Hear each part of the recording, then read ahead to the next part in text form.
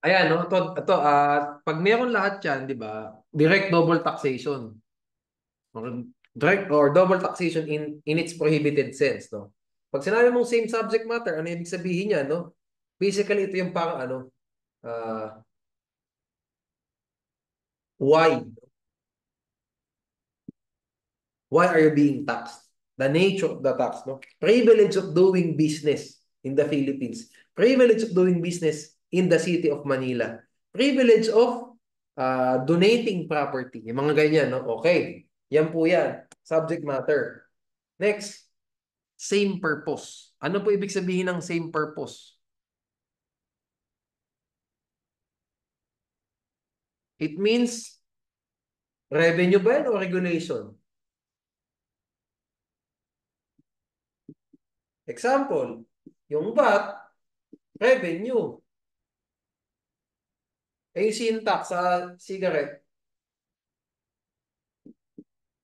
regulation to. Di ba? Ang main purpose, bakit mataas ang tax sa cigarette is to discourage the use of cigarettes. No? Basically, ano siya? Ayan na. Pumasok tayo sa, nag-deal na tayo sa mga general principles of taxation. It is a taxation. Syntax is taxation as an implement of police power. Di ba? We use the power of taxation of the state to uh, implement police power. Ano yung police power natin? Power of regulation. Di ba? Yun naman ang police power talaga. We regulate, di ba? The conduct of people. In this case, use of cigarettes. Yan.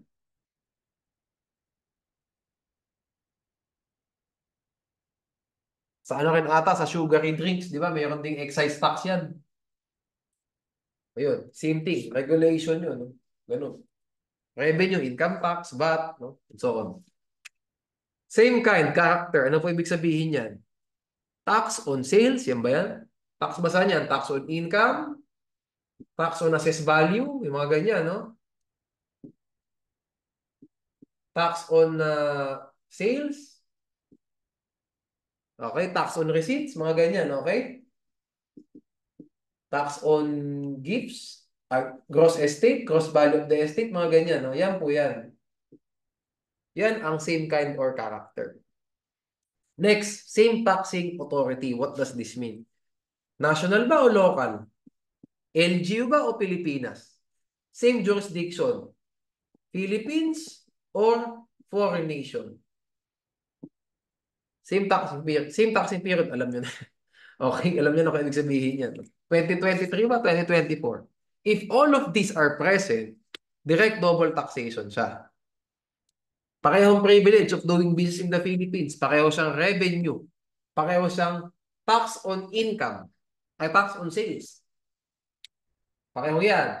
Parehong national. Sabihin natin. Wag pa lang parehong national. Parehong local. Sabihin natin, ito, privilege of doing business.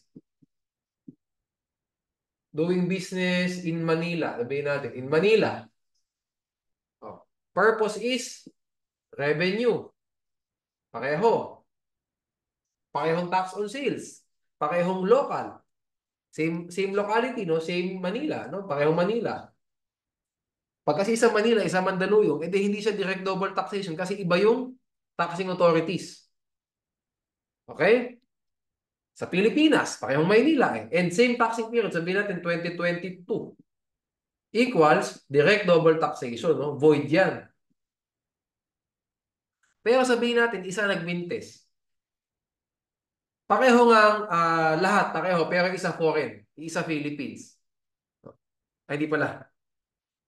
Malamang, pag hindi pareho sa Philippines, malamang hindi rin pareho sa same taxing authority. O sabihin nga natin, same sa Philippines, pero yung isa Maynila, yung isa Makati.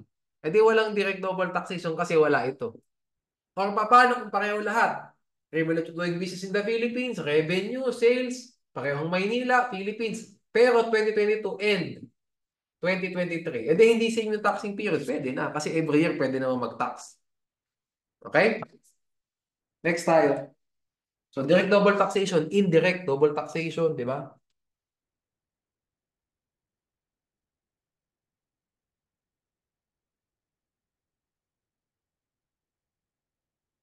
Next natin is derive within without. Derive from source within saka from without the Philippines.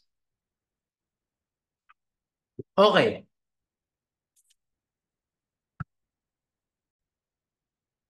Okay, alam naman natin na kapag resident citizen, 'di ba, the taxpayer, 'di ba, is taxable on all income, 'di ba?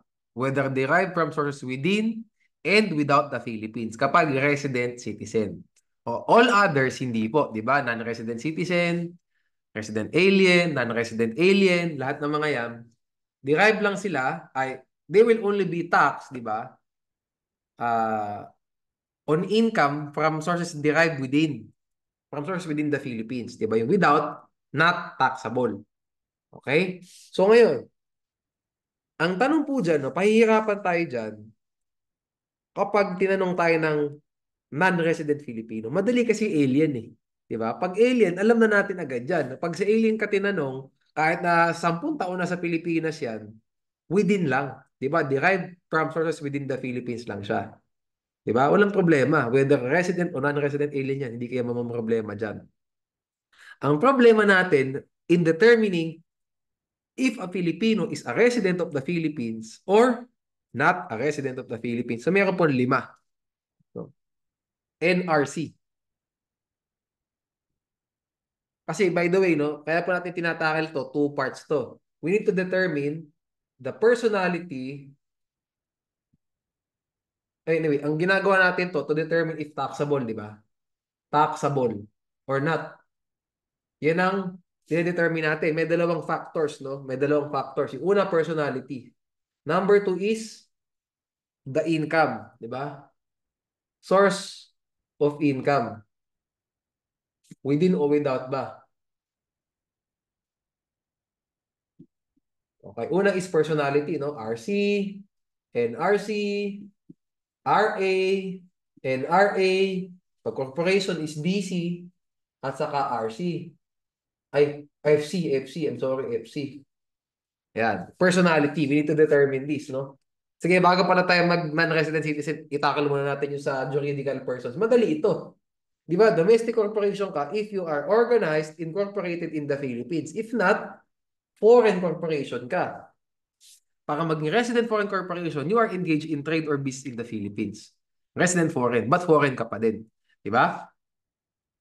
Pati yung non-resident foreign corporation, yung, yung other. Di ba? O so ito, within, without, di ba? In, out. Ito, in lang. O ito, ang tatlo na to, in lang din, di ba? O ito, in, out. Okay? O sige, tapos na tayo dyan. Itaka na natin yung NRC. Kailangan 2 factors yan, di ba? Hindi lang po yung personality, pati yung source of income. Whether it is derived within, without. Mas madali po itong discussion natin dito kumpara dito sa NRC. O, move tayo, letter A. Pinakasimple, ng pahirap yan eh. A is a citizen of the Philippines who establishes his physical presence abroad with a definite intention to reside therein. So, citizen plus, ganyan ako gusto, pinapaiksi ko eh. Citizen plus physical presence abroad plus intention to reside therein. Para maalala nyo to guys, gawa natin an example. Immigrant, green card holder, mga ganyan. Diba? Pag immigrant ka na ko, doon ka na. Diba? Di ka na babalik ng Pilipinas. O number 2. O citizen ka rin ng Philippines, malamang. Okay? Leaves. PH. During the taxable year, either as an immigrant. O ayan. Immigrant. Ayun na nga, natakil ko na. No? Or employment on a permanent basis.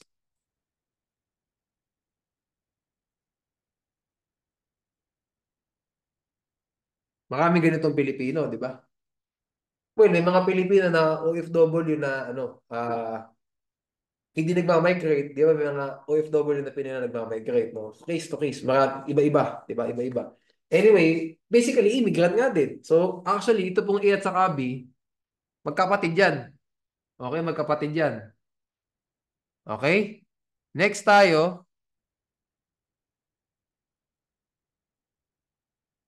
apat lang pala sila. I'm sorry. Pinakamahirap yung fourth. Three. Tandaan nyo, sa kabila niya, madali. No? Diyan madali. Kasi physical presence abroad, intention to reside therein. O di parang immigrant. O di ito rin. Leaves the Philippines during the taxable year as an immigrant or employment on a permanent basis. Di parang immigrant nga. Di ba? Okay. Number three, citizen plus works and derives income abroad. Malamang, pag nag-work ka doon, nagdi-derive ka ng income din doon.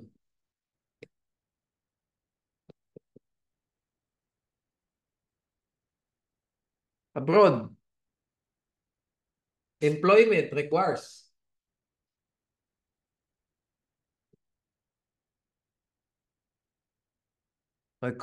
him to be physically present.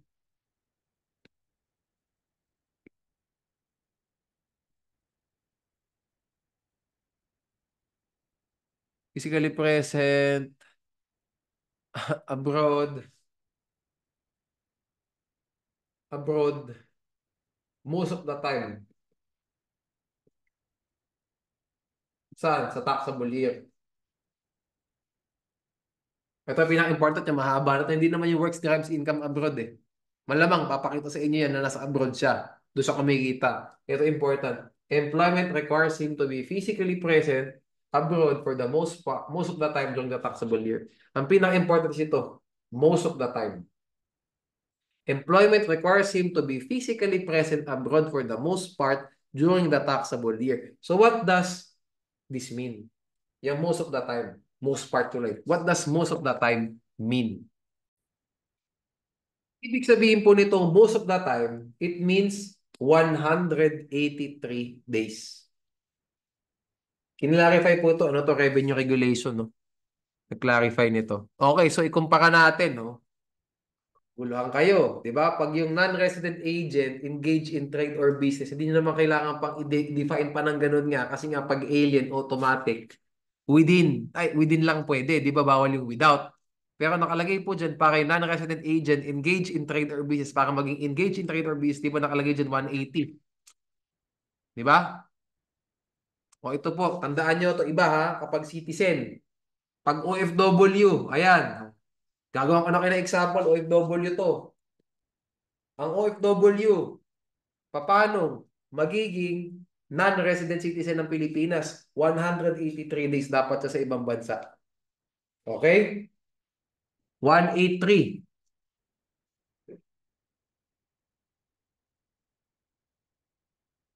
O kapag yung non-resident alien, dito, tatanggalin ko rin to kasi pampagulo lang, pero sasabihin ko na rin. Yung non-resident alien, no? Engage in trade or business in the Philippines. Ilan days? 181. More than 180 eh. Okay? 181 ang NRA-ETB. Okay? O pag RA ka naman, resident alien ka, wala nang problema sa 181. Kasi resident alien ka pala. E di sa Pilipinas ka ng isang taon, basically, halos. Hindi na kailangan yung mga 181, 181 na yan. Ang kinocover po ng 181 yan, ito. NRA-ETB. O, di pag naka 180 ka lang o 179 ka lang, you are a non-resident alien not engaged in trade or based on the Philippines. Ngayon, no need, no? Tanggalin natin to. Hindi kayo dyan matatanong. Feel ko lang, no? Kasi kung tatanungin kayo ng derived from source within or without the Philippines, ang focus talaga, in, out lang. E pagka nga alien, automatic, in ka lang. So, ang pahihirapan tayo dyan, sa NRC tayo tatanungin. At ano pa kailangan yung number to determine pag NRC? 183. Okay? Most of the time means 183. O last tayo, letter D. Ito yung pinakamahirap.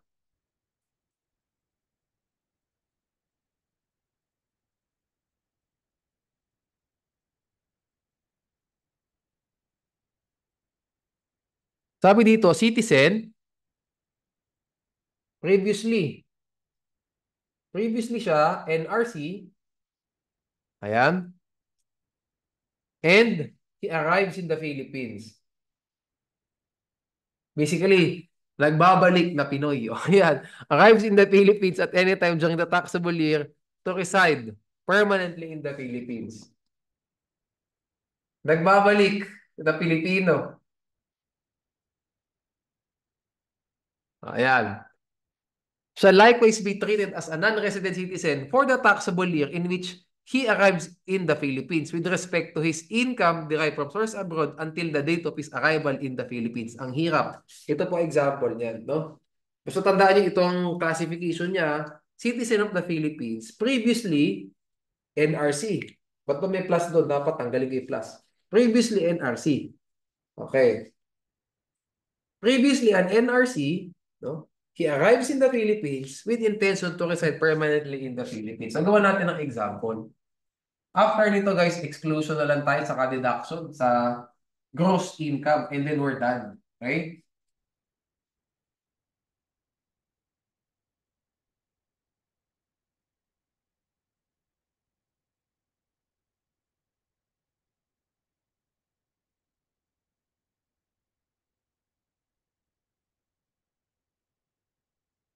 Sa ethics pala, pag nag-pre-week ako, no, hindi na nag-lecture ako, nasa notes naman natin. I-discuss ko na lang yung ethics side na lang, no? Hindi na yung ano, hindi na yung leg forms.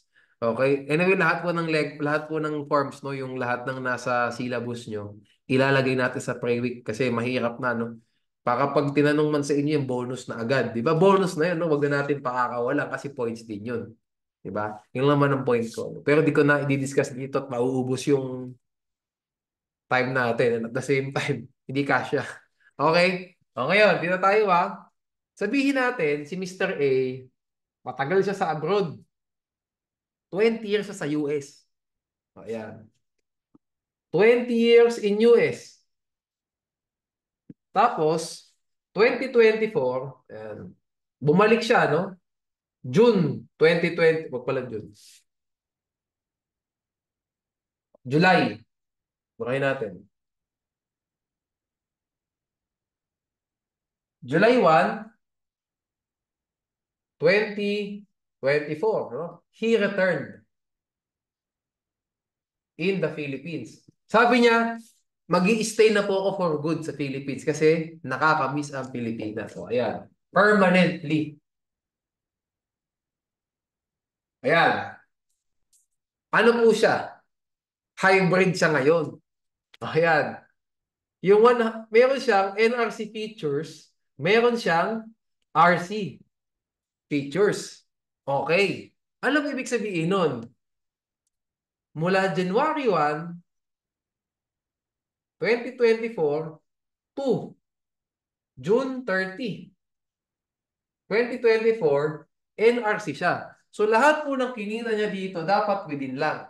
O ngayon pagiging RC niya ng July 1, 2024 to December 31, 2024, RC na siya. Isa NRC. Gawa natin ng example ngayon. Sabihin natin 4 types of income.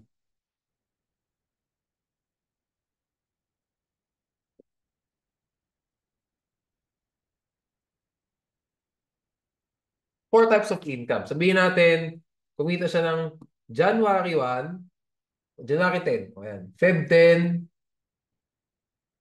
tapos September 10, saka October 10.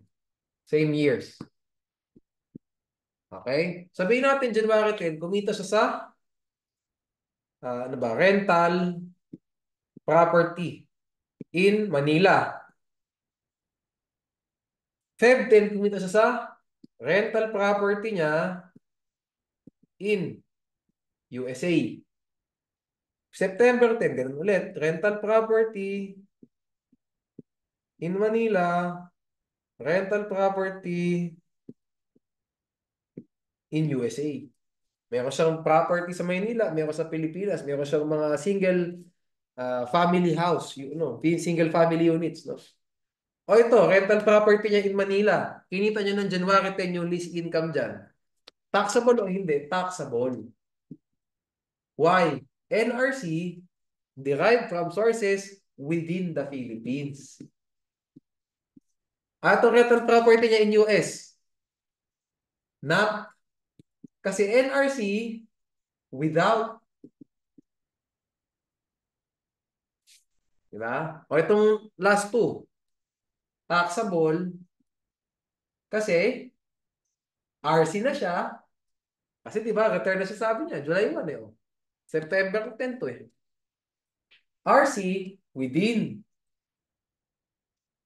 Taxable din to kasi RC without. Basically, four different scenarios na nagawa natin, di ba? NRC within, NRC without, RC within, RC without. Eh pag RC ka nga, within or without, taxable ka. Yun po ibig sabihin ng paragraph na yan. Pero pag NRC ka, within lang, NRC without mo, not taxable. Yan ang ibig sabihin yan. For that taxable year 2024. Okay? Siyempre, 2023 niya, NRC siya for the whole. Di ba? Whole taxable year. Magigilang po ganito, magigilang hybrid doon sa taon na bumalik siya ng Pilipinas. For good. Maraming ganyan example sa Philippines. Di ba? Yung mga matagal sa ibang bansa, namiss ang Pilipinas, bumalik. No? Okay. We're good. Punta tayo sa ano na, exclusions. No? Ito pala sa exclusions, ito yung prediction ko, no? Na isang matatanong sa atin sa bar. Alam nyo kung bakit? Kasi yung Paris Olympics eh. Di ba? Sa July.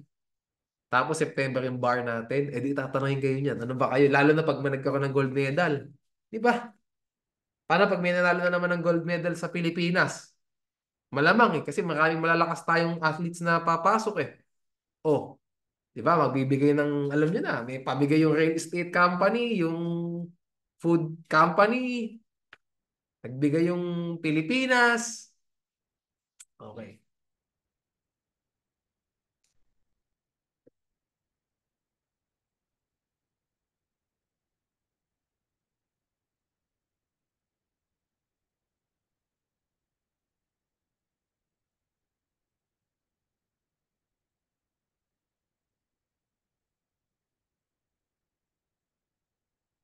Yan. Okay. So ayan ha, tandaan nyo to, awards to athletes, no? Makalagay po dito, all prizes and awards granted to athletes in local and international sports competitions and tournaments.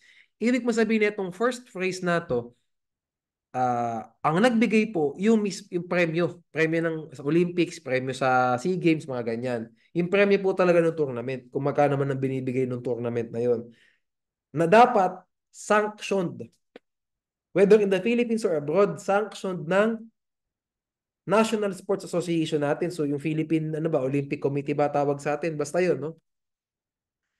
By the National Sports Associations of the Philippines shall be exclusion sa gross income. So ano pa usual na example dito? Yung premyo ng boksingero, maraming magagaling na boksingerong Pinoy, o yung premyo nun sa prize money nila sa paglaban sa Las Vegas. Yan po, hindi siya exclusion kasi this is uh, an award given to him, no? Hindi po sa isang international sports competition or tournament na sanctioned by the National Sports Association of the Philippines. Iba yan. Basically, ano yan eh, hindi siya ganitong palaro, no? More ano siya, talaga, entertainment, di ba? Okay. So yan, yun pong pwedeng itanong sa atin, no? Tapos ano pala, no, case law, no? I forgot ko anong law pala. I forgot ko anong law. Yung binibigay ng gobyerno, di ba? Malaki binigay ng gobyerno nung gold medalist natin sa mga silver medalist nung Japan Olympics, di ba? Yan po, exempt din. Exempt, hindi siya exclusion, no? Exempt from income tax. Kung ngayon yung binibigay na pera ng mga real estate company, nung food chain company, hindi po siya exempt, no? Subject po siya to donor's tax. Okay? So tandaan niyo yan ha. Okay. Sige. Okay tayo. Sige, sige. Yun, no? Yan. If tatanong kayo ng gano'n, nagbigay yung gobyerno, nagbigay yung Olympics, nagbigay yung private citizen, yung isa exclusion to gross income. Yung isa ka mo, sabihin nyo dyan, exempted from income tax. Kasi government ang nagbigay. Okay? And lastly, kapag nagbigay private individual, subject to donor's tax. Assuming na lagpas ng 250,000, di ba? Pag hindi lagpas, edi hindi, di ba? Hindi siya taxable. Pero pag ano, taxable siya. Okay? Next, kapag separation pay, okay? Any amount received by an official or employee, no? Or by his heirs. Tandaan nyo to ha. As a consequence of separation from service because of death, sickness, physical disability, no? Doon tayo sa next, no? Tandaan nyo ha, iba yung tatlong senaryo pala doon. No? Tatlong senaryo sa donation ha, pag binigay sa atleta. Yung isa is yung tournament mismo nagbigay, dapat sanctioned by the National Sport Association. Next is government. Next is private ang nagbigay. Pag ito po, exclusion. Ito, exempted. Kasi government ang nagbigay ito, taxable. Donor's tax. O next tayo, separation. Bakit na-separate? Death. Diba? Sickness. Physical disability. May isa pa, ito yung pinaka-important sa lahat. Any cause beyond this control.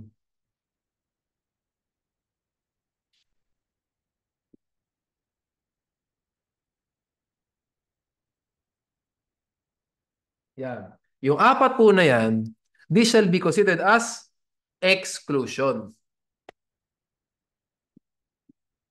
O ngayon, pahirapan ko kayo ng konti. How can, sabihin natin, buhay hindi na, buhay tapos healthy, hindi siya nagkaroon ng sickness, physical disability, hindi siya namatay. How can an employee be dismissed from service? Diba? Siyempre, may illegal dismissal.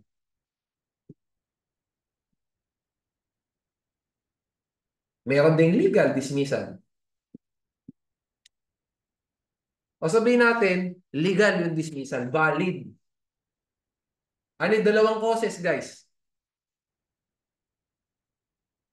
Separation pay, di ba?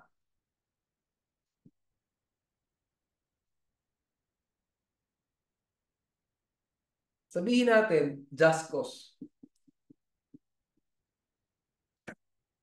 Sabihin natin, authorized cause.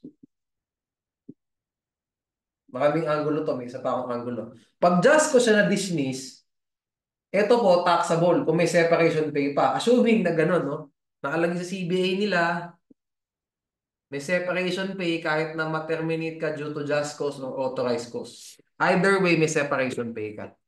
Okay? O sabihin natin, may separation pay, just cause. Taxable yan, hindi siya exclusion. Kasi the separation was not beyond. It was within the control of the employee, kaya siya natanggal sa trabaho kasi just cause eh. Serious misconduct, abandonment, mga ganyan, di ba? Gross and habitual neglect, commission of crime, and so on and so forth. Okay? Pero pag authorized causes yan, exclusion. Like ano, retrenchment, di ba? Redundancy, and so on. Closure of business. Okay? Beyond the control of the employee, yan. Kasi yan, desisyon ng kumpanya. Retrench, di ba? Redundancy, closure of business, di ba? Ayan, sorry, na-block ko ata. Ayan, tandaan nyo, pag legal and dismissal, sabihin natin, sabi sa CBA nila, may separation pay whether just cause or authorized cause. Meron pareho. Pag just cause yan, taxable yung separation pay. Kasi nga, it was not beyond the control of the employee. It was within his control kaya siya natanggal. Eh, paano pag authorized cause? Aba, beyond his control yan. Kasi nga, that is a management prerogative.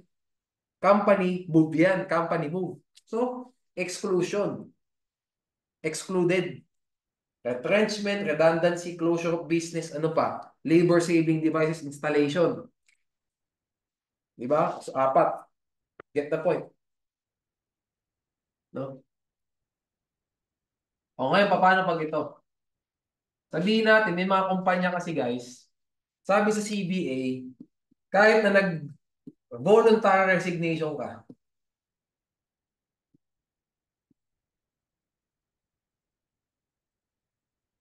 sabi sa CBA, meron kang separation pay. Tanong, pag nag-voluntary resignation ka, taxable o hindi? Taxable. Yung separation pay. Why? Kasi nga, it was again not beyond your control. Ikaw ang nag-resign eh. Di ba? Okay. Kasi nga, voluntary resignation.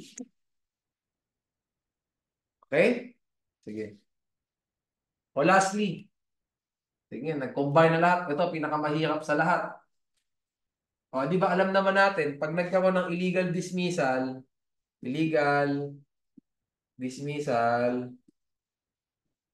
ano ang usual remedies, ano ang usual reliefs na makukuha ng employee na illegally dismissed? Reinstatement, back wages, at saka pwede may damages, di ba? Tatlo. Ngayon, di ba, meron tayong tinatawag na exception na, hirap na, ano? Separation pay in lieu of reinstatement. Meron, di ba? Ano pa yung mga instances when this can be availed of? Tatlo. Una is smooth and academic na yung reinstatement, like namatay na empleyado. Di ba? Or nagsara ng negosyo and so on. Not in academic. Di ba? Ano pa? Doctrine of strained relations. And lastly, choice of employee. The employee can choose to rescind, di ba? Separation pay instead of being reinstated in his former position. O ngayon, in this case po, ano, illegal dismissal, nagkaroon ng separation pay in lieu of reinstatement. Yung separation pay ba niya na makakuha? Is this taxable or not? The answer is no. It shall be considered as exclusion. Kasi this was beyond the control of the employee. Kasi it was the employer who illegally dismissed him. Di ba? Hindi naman siya umalis eh. Pinalayas siya. Di ba? So kung nag-avail siya ng separation pay in lieu of reinstatement later on, beyond this control yan. Kasi kung di naman siya tinanggal in the first place, hindi naman siya mawawala sa trabaho. Okay? Ilan sinari natakil natin? Apat, di ba? Dahil dyan. Okay, next tayo. Last one. Pag ano, retirement.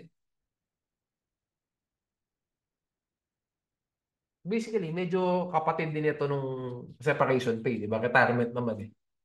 Kapatid, no? Sa retirement benefits po, may requisites din.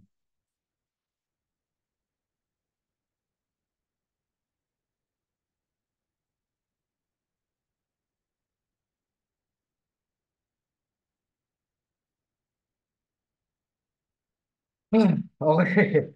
Sige. Retirement benefits, no? Retirement.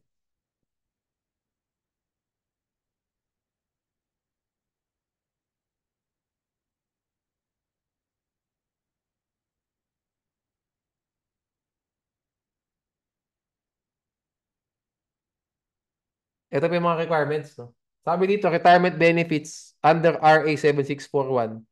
Ito po yung, ano po yung RA 7641? Yan po yung labor code. Okay. Huwag na tayo sa labor code. Pag nakatanggap ka ng retirement benefits, sige, under the labor code, exclusion to. Tanong, attorney, ano ba yung 7641 na yun? Diba? Di mo alam kung ano. Labor code dyan, mga kapatid. Pinahirapan pa tayo, ano? Anyway, yun yun. Just confirming. Yep, labor code.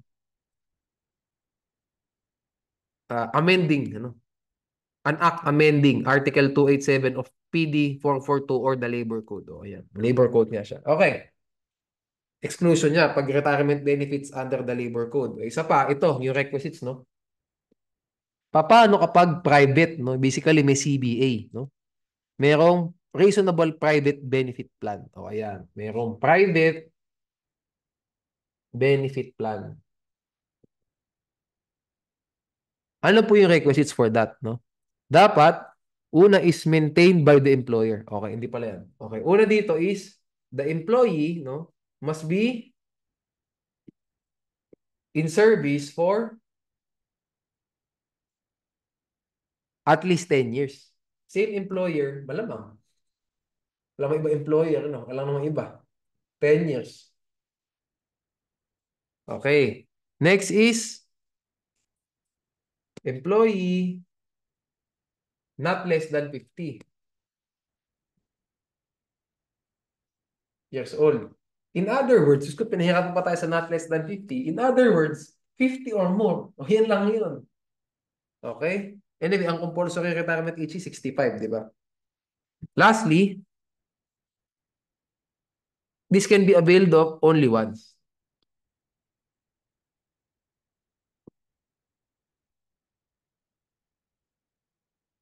Yan. O pag po ano kasi, sabihin natin walang private benefit plan, wala. Siyempre, mag-retire yung tao. Ano mag-govern? Sabi naman sa labor code, yan, in the absence. Di ba? O di yan. Pag nag-avail po yan, sige, sabi natin 65 na yung tao. 65. O retired. Walang CBA. LC yan. Labor code excluded. O ito po, bibigyan ko kayo ng reason kung bakit may requirements na ganito. No? Kaya po may requirements na ganito, kasi baka kasi grabe yung retirement benefit plan. Like halimbawa, 40 anyos pa lang, pwede na mag-retire. 40, nagsisimula pa lang yan maging di ba? Diyan pa lang magiging management level yan, magsisimula, di ba? Super, di ba? Grabe, 20s. May ilang taon sa serbisyo. Ngayon pa lang magkakaroon ng ranggo yan, di ba? Tapos pwede na mag-optional retirement, no? Makakaisa pang, di ba? Makakaisa pang empleo yan.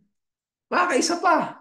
Di ba? Kasi 40 pa lang mag-retire na. Oh, may 40 to 65 pa eh. Diyos ko, 25 years of ano pa yan? Career. Di ba?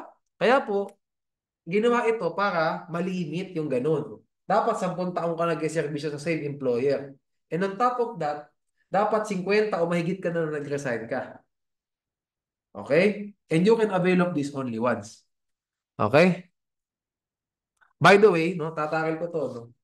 Itong same employer na to pwedeng aggregate, hindi kailangan not needed, continuous. Pwedeng 5-5, sabihin natin, 5-5, no? Sabihin natin 2010 to 2015. Tapos, nag-stop, naging 2019 to 2024. Pwede. 10 years, same employer, hindi naman sinabing continuous. Eh. Tapos, nung nag-resign siya dapat, 50 or more. And once lang niya i-avail, o di automatic excluded yung retirement benefits na yun. Otherwise, taxable. Like halimbawa, 45 nga, nag-optional retirement na. Or 8 taon lang siya sa empleyado, sa employer niya. Di ba? Or he availed of this twice. Sabihin natin, 40 to 50 nagtrabaho siya doon. O retire na siya. May private benefit plan eh. Tapos bumalik siya, 51 to 61. Nagtrabaho siya, nag-retire siya ulit. Sa 51 to 61 niya, taxable na to. Okay? Dito exempt. Ay, excluded. Kasi tama naman eh, 50 tama, pasok. Not less than 50, sakto sa 50. Tapos nakasampung taon siya sa serbisyo, same employer, okay. Availed only once, o inabil niya once, excluded. Pero pag nagpahinga ng 1 taon, bumalik ulit, 51 to 61, taxable na yan. Why? Yes, pasado siya dito. Yes, pasado siya dito. But hindi siya pasado dito. Okay? Yeah.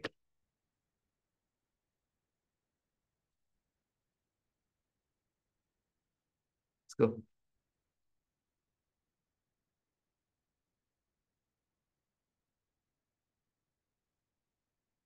Ano tayo guys? Deductions, last topic. Okay, deductions, paiksian na lang natin, no? Ito yung 3 kong napili na pwedeng matanong sa atin. Wag na nang, kasi ang dami ko na rin natackle previously. Pwedeng may matanong sa deduction sa atin. Like, natanong ata ito nung 2023, no? Natanong siya, eh. Yes, natanong siya 2023, specifically sa, reasonable and ordinary and necessary expenses. No? Natanong siya last year. Pero ang dami na natin natackle previously and sabi ko nga sa inyo, baka 2 to 6 questions ang tax. No? Anywhere from those numbers. Let's not over complicate. Let's not overload you guys. No? So ito yung 3 ko napili, na applicable talaga in real life, na nangyayari. So pwedeng matanong talaga sa inyo. Una is OSD. Natanong din siya previously sa bar. No? Optional standard deduction. When is this available? Tandaan nyo, available to in lieu of itemized deductions. Pwede mong gawin yan. Paano? Sabihin natin, high margin ng business mo. Sabihin natin, 1,000 kinikita mo, pero 100 lang ang deductions mo. Sabihin natin 100 lang expense mo. One M ang tawag dito. Ang kinita, ang gross income mo, expense mo 100 lang. Overhead and so on. Aba, 110% lang ang nabawas. E di instead of availing that, mag-go 40%.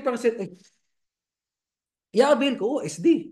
Kasi 40% ang maibabawas ko. So 400. Di ba? Instead of 100. Yan po ang ano. Kaya nag-OSD.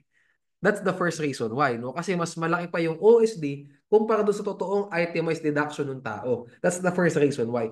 Pangalawang reason is for receipts. Kasi kapag itemized deductions, kailangan talaga may resibo yan. Diba? How can you say na ito yung deduction mo, hindi mo naman na duly account yan. Duly accounted for. Where is the official receipt? Wala. Diba? So ano ngayon ang gagawin? OSD. Wala nang resibo. Kasi optional eh. Di ba standard deduction? Okay. Optional standardized deduction. Okay? Yan po yung two scenarios normally na ina-avail ng OSD. Ngayon, kanino po available ng OSD? Tandaan nyo to ah. Tandaan nyo to. Dapat, ito lang. RC. NRC.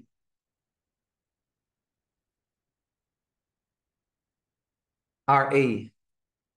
Ang NRA po, no?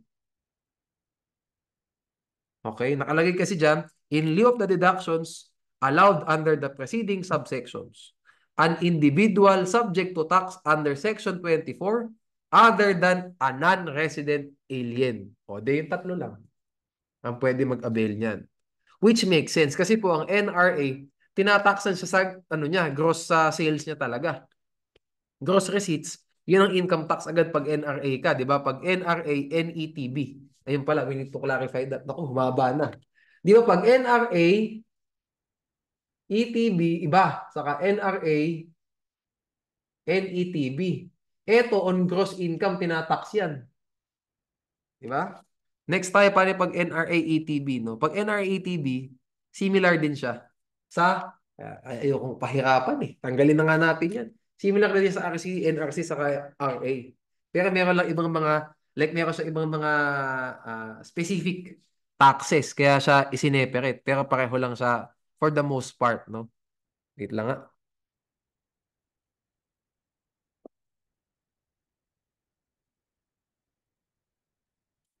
Ganun na nga. Pinahirapan ko na kayo. Sorry. Yeah.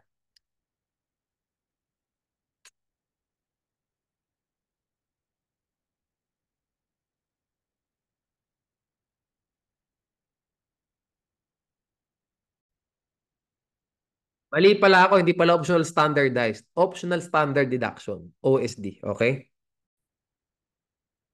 Ngayon, paano naman po sa corporations? Meron bang optional standard deduction ng corporations? The answer is yes, no? Sa corporations po, domestic corporation, yes.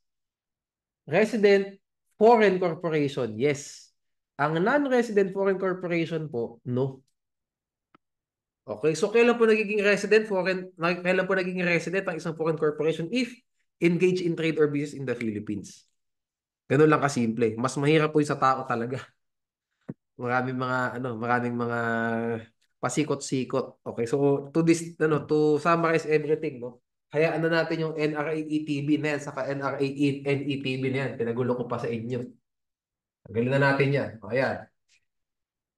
Yan ang summary niyan. Okay? Tandaan natin sa ang optional standard deduction, no? Available sa two resident Filipino, non-resident Filipino, resident alien. O pag naman korporasyon, domestic corporation at saka resident foreign corporation, pwede. Okay? Next topic, no, for deductions. Yung pong kickbacks, no? Tandaan niyo yan. Sabihin natin, nagbigay ng pera, dalawa yan, no? Nagbigay ng pera sa nag mali. Wait.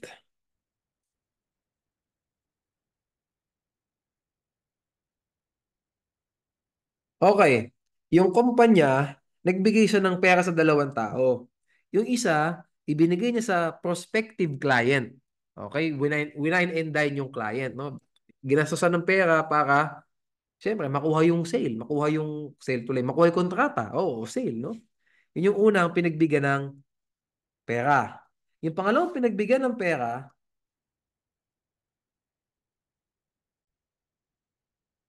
okay, may pera, no? At yung kumpanya, winine and dine yung prospective client, no? Para makuha yung kontrata. And then the next day, winine and dine yung public officer. Ayan. Nag-wine and dine siya ng public officer para sa isang kontrata. O, ayan. Ayan. Dalawa yung winine and dine, no? Dalawa yung pinakain sa mahal na restaurant. Isa ay prospective client, yung isa, government official. Iba po ba ang treatment dyan? The answer is yes. Yung pong pag-wine and dine dun sa government official para makakuha ng kontrata, that is not deductible. Kasi nakalagay po sa NIRC, no deduction from gross income shall be allowed for any payment made directly or indirectly. O, di ba? To an official or employee of the national government, local government unit, GOCC, to an official of a foreign government, no? To a private corporation, general professional partnership, or a similar entity if the payment constitutes as a bribe or kickback. Papasok tayo dyan. Okay? Paano ito pag-wine and then sa prospective client? Can we consider this as a deductible expense? The answer is yes. Kasi po, that is ordinary and necessary expense kasi nga nangunguha ka ng kontrata no? Paid or incurred during the taxable year in carrying on or which are directly attributable to the development, management, operation, and or conduct of trade. O ayan, nabanggit ko ni kickback, doon na tayo sa mas important na topic, yung ordinary and necessary expenses. Tandaan nyo po, yung pag wine and dine sa mga client, kailan ba normally, pag mga sales ng mga trabaho, di ba? Bibili ng bahay, bibili ng kotse. Siyempre, kailangan i-wine and dine at malaking pera yung dadalhin, di ba? Malaking pera yung uubusin dyan eh. So you need to, paano ba? You need to cater to your audience, di ba? You need to cater to your client. That is considered as ordinary and necessary expense. Okay. So, before we dive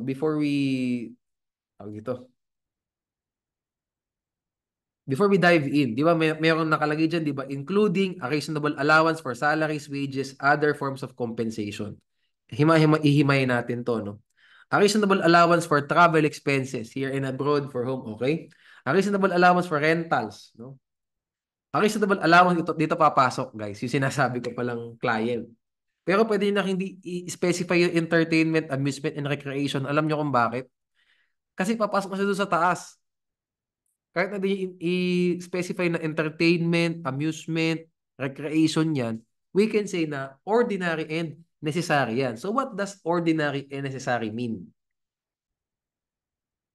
Okay, so para po magkaroon ng deduction sa ordinary and necessary expense, may tatlong requisites, no? In general, no, wag na nating, kasi po yung mga including na yan, instances lang yun sa taas. So ano po ibig sabihin niya pag mga may including na ganyan? Ibig sabihin yung ilan ba to? Yung apat na yan sa baba, ay, yung lima na yan sa baba, yung lima na yan sa baba, lahat yan consistent to sa nasa taas. Okay? So what I'm trying to say is yung bayad mo sa salary ng empleyada mo, that is an ordinary and necessary expense, no? Incurred, which directly attributable to the development, management, operation of the business, and so on. Pasok. Yan ang point ng mga examples, no? Travel expense, reasonable allowance, same thing, ordinary and necessary, no? Lease payment ng inuupahan nyo nung basically para magkaroon ka ng commercial space, kailangan rumenta ka, ordinary and necessary expense siya. Okay, so what does necessary expense mean? Okay, ito po ibig sabihin ng necessary. An expense is necessary where the expenditure is appropriate and helpful in the development of the taxpayer's business. So pag sinabi mong necessary, simple lang. Helpful, okay? Nakatutulong ba ito sa negosyo? So malamang po, hindi yan ang tanong. Kung pahihirapan tayo dun sa first requisite, which is the expense must be ordinary and necessary. Hindi po dyan. Kasi lahat naman ng expense malamang, dapat nakakatulong sa negosyo. Malamang. Di ba? Hindi po dyan na magiging tanong kasi the answer will be simple. Okay? Ordinary tayo. Sabi rin po dito po sa kaso, it is ordinary when it connotes a payment which is normal in relation to the business. No? So sabi normal. Normal daw, no? Pero meron pong mas specific dito, no? Ito pong kaso na to is Atlas, Atlas Consolidated versus CIR. Meron pong mas simple dyan, no? Yung nasa kaso ng CIR versus yung General Foods, yung Tang case, no? So how can it be ordinary, no? May dalawang test. The first is reasonableness test. Alam niyo, kaya nga po, kung makapansin nyo, yung nasa tax code natin, yung, di ba yung mga examples, a reasonable allowance, a reasonable allowance, a reasonable allowance, apat na a reasonable allowance, di ba? Because of ordinary. Napagtahi-tahi na natin lahat, di ba? Nakalagay dyan, a reasonable allowance for salaries, wages, and so on. Okay? Reasonableness test. Okay? Next. Ano yung next test ng ordinary, no? Ito. Capital outlay. Capital outlay ba siya? Capital outlay. Ayan. Must not be capital outlay. Okay. Kaya po, no, dito po sa kaso nato sa Tang case, if the advertisement, no, was advertisement expense is incurred to create goodwill for the company, that is a capital outlay. Okay? That is a capital outlay, no? That must be spread out over a reasonable period of time. Hindi po siya considered as ordinary and necessary expense, no? Kung magkakagasta po tayo, kung ipapasok po natin yung add expense, sabihin natin dito, add expense sa ordinary and necessary expense, no? Dapat, sabi po dito ng Supreme Court, the advertisement must stimulate current sales.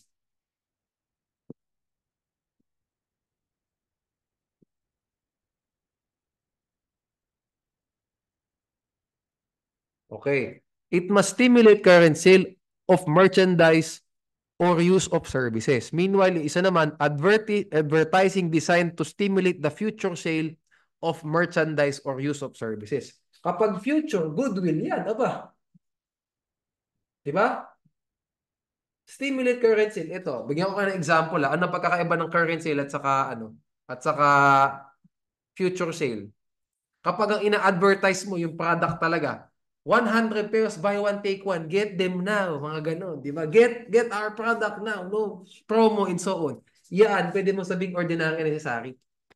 Kasi hindi siya goodwill. You are using this, you are spending this advertising money to stimulate current sale for that product. Oh, di ba? Nagawa natin ng example, may mga ganyan, no? 59.99 na lang. Mga ganun. Pero pag gumawa ng advertisement, tapos maganda yung ads, Christmas, alam niyo mga ganyan, Christmas commercial, no? Stories with ganon, love stories with ganyan, Valentine stories with ganon. Yung mga ganon po, capital outlay yan kasi ini-increase may goodwill lang ng business. What are you selling? You're just, di ba? Alam niyo na yung sinasabi ko, alam niyo na yung sinasabi kong advertisement na ganyan, love story, istorya ng Pasko, mga ganyan. Capital outlay yan. Hindi siya considered as ordinary and necessary kasi not ordinary.